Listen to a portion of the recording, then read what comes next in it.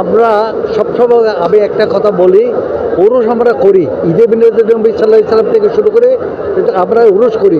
উরুস করে আমরা শরীর সম্মত, কিন্তু সায়েন্সের সিরিকুটের উদ্দেশ্য হচ্ছে উরুস না। আবার ওনার সবচেয়ে ওনার মেসেজ হচ্ছে মুখ্য হচ্ছে শিক্ষা। অনেক জায়গায় if ticket inside no ticket outside.